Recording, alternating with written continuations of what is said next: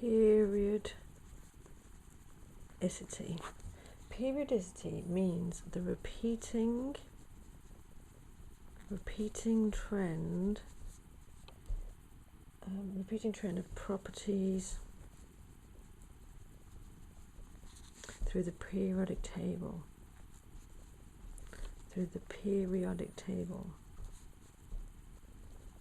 So the repeating trends of properties through the periodic table. And one of the key people you need to know about is Mendeleev. Mendeleev in the 1800s organized the elements in increasing atomic mass. Organized the elements in order of increasing atomic mass. He also organized them, they were organized in terms of their chemical, physical properties as well. And now you need to know about the modern periodic table. So the modern periodic table is organized like this. It is organized as groups, which are the columns going down. The periods, which is the rows going across. You've got your border between metals and non-metals. Everything on the left is a metal, and everything on the right is a non-metal. So the way the modern periodic table is organized, it's organized in order of increasing not atomic mass, but order of increasing atomic number. So if you look, you have got hydrogen. The atomic number is the number at the bottom. So you've got hydrogen, which is 1, then helium, which is 2, then lithium 3, beryllium 4, 5, 6, 7, 8, 9, 10, 11, 12, blah, blah, blah, etc.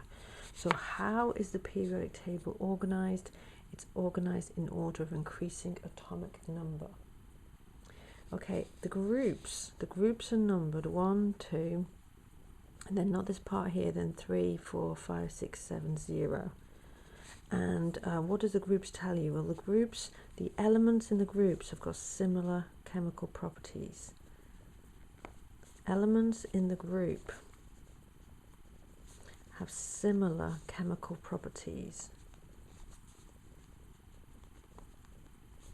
So for example, in group 1, the alkaline metals, they all react chemically in a similar way. So if they have similar chemical properties, that is because they have the same number of outer electrons. That is why they react chemically similarly. So group 1 means that there is 1 outer electron. Group 2 means 2 outer electrons. Group 3 is 3 outer electrons, 4 outer electrons, 5, etc. Okay, so also if you do the A-level electronic structure, so I'm going to start with, because hydrogen and helium are a little bit different, I'm going to start with lithium. The electronic structure of lithium is 1s2, because of these two here, 1s2. Then it's second period, that's the second period. Quite often you forget this is the first period here. Hydrogen and helium are the first row, the first period, and lithium, beryllium, etc. is the second period, and that's the third period. So lithium is 1s2, 2s1. It's got 1 electron in its outer shell. Beryllium is 1s2, 2s2. It's got 2 electrons. So group 1 and 2 together, are called the S block, because their outer electrons are in s orbitals. Outer electrons are in s orbitals, called the S block. And if you go along over to this side, boron, the electronic structure of boron is 1s2, 2s2, and then 2p1. Carbon is 1s2, 2s2, 2p2. Then nitrogen is 2p3, 2p4, 2p5, 2p6, because we're in the second period and they end in a p orbital. So all of this block over here, all of this block here, is called the p block, because the outer electrons are in the p orbitals. Outer electrons in p orbital. Okay, this block down here, the transition elements and the rest of it, this block here, is called the D block. And why is it called the D block? Because the outer electrons are in the d orbitals. And there's another block which I'm just missing off here, which fits in there. There's another block which is called the F block, because the outer electrons are in F orbitals. Okay, so that's the pattern. You need to know about the repeating trends going down the groups and across the period. Okay, so let's look at some of those. So let's take reactivity first.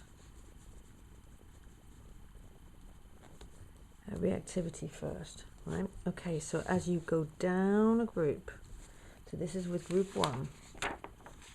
These are the metals, group 1, group 2. Right? For group 1 and group 2.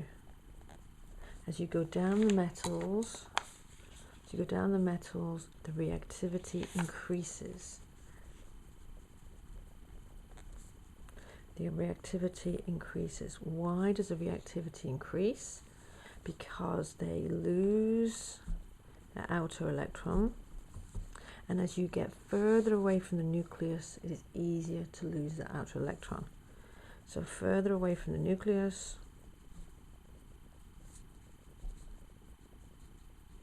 it's easier to lose the outer electron. Okay, so if you think about it, if you think about up at the top, you've got lithium. Lithium has just got 2 shells, and the outer electron's there, and it's the nucleus called the nuclear attraction.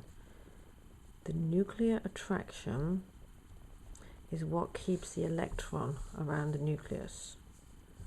And so the nuclear attraction is quite great. But if you go down the bottom, for example, cesium, there are lots and lots and lots of shells.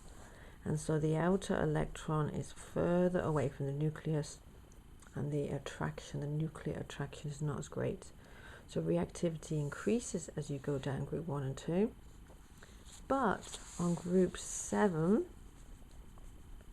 the reactivity increases as you go up the group.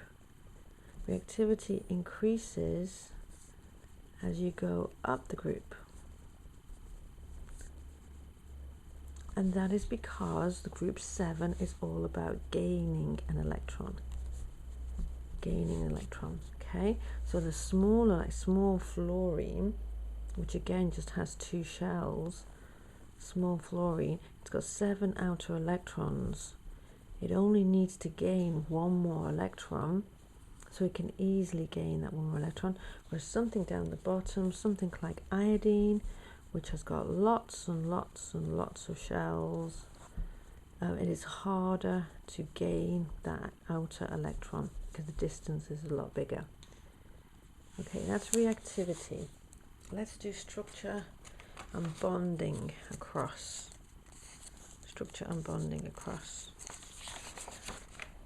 Okay, so what I'm going to do for structure and bonding, I've got here a periodic table. All I've done is taken out, so it can all fit on 1 page, I've taken out the transition elements there. So I've just taken out the transition elements so it can all fit on 1 page. So the structure and bonding is you're going across period 2 and across period 3. Across period 2 and across period 3. Okay, so we have got, I'm just going to write by the side, we've got metallic bond. Then this is the stairs. The stairs go down here. The division between metals and non-metals. So everything on the left is a metal, metal, metal, metal.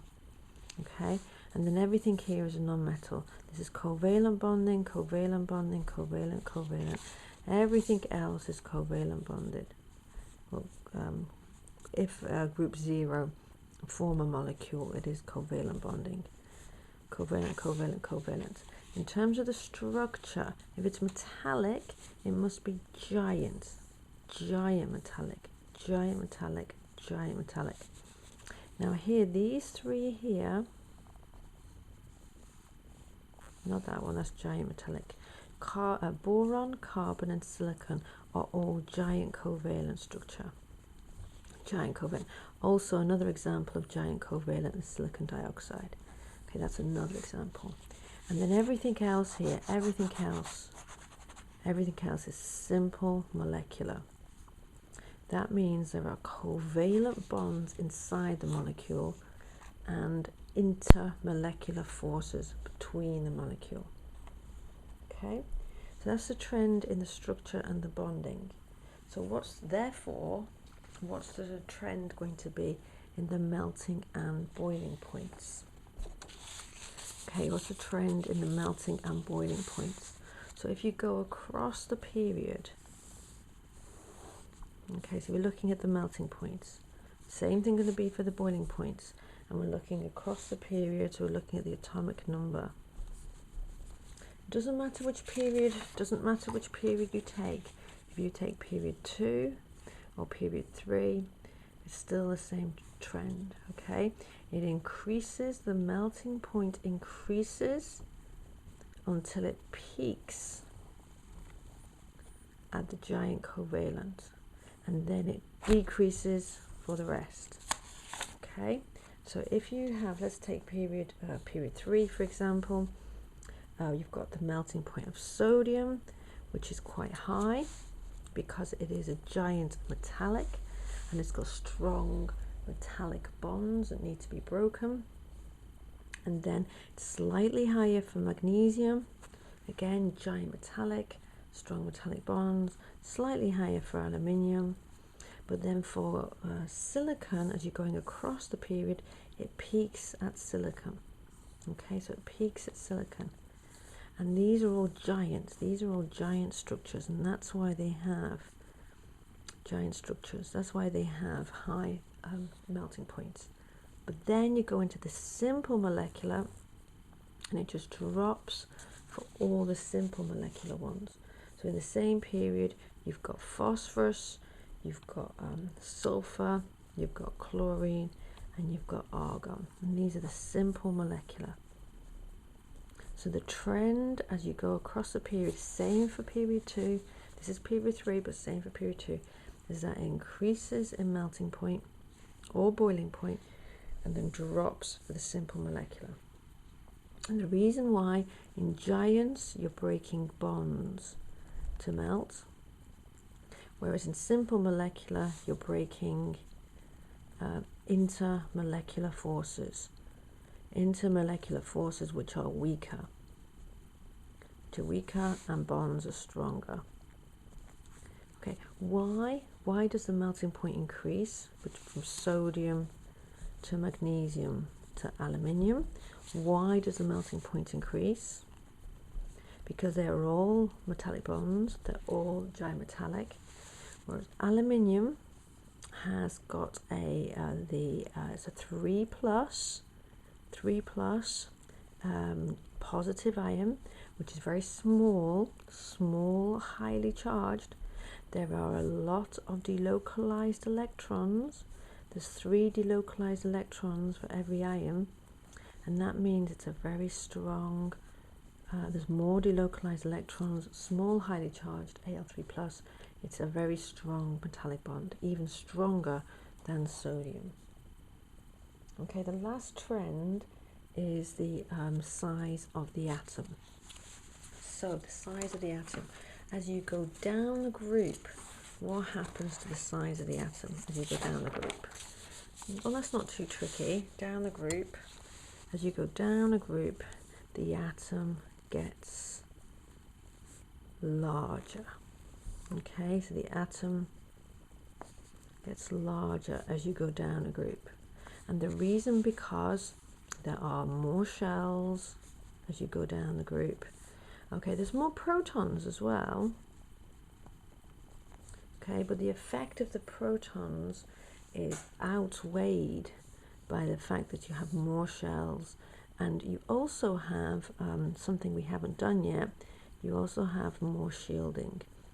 So we'll do that when we do ionization energy. Okay, shielding is the inner electrons repelling the outer electrons.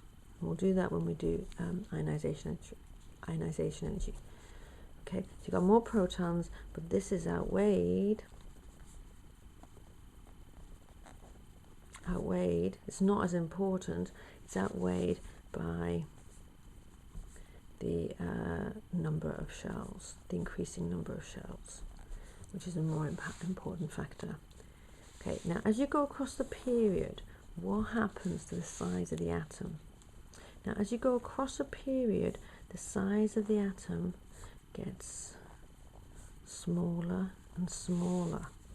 So the atom gets smaller, decreases as you go across the period. And why does it get smaller? This is because as you go across the period, there are more protons. Yeah, so we say that the nuclear charge increases. You get more protons. Right, you also have more electrons as well as you go across the period, but the electrons are going into the same shell. Electrons are going into the same shell. So there's no increase in the number of shells. The shielding is the same.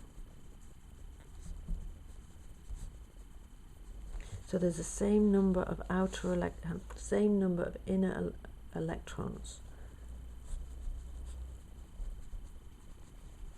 The shielding is the same. So you've got more protons, and so there is more nuclear attraction. You can pull in the electrons, more nuclear attraction. The nucleus can pull in the electrons better as you go across the period. Okay, because the nucleus is just getting stronger and stronger and stronger, but the electrons are going into the same shell.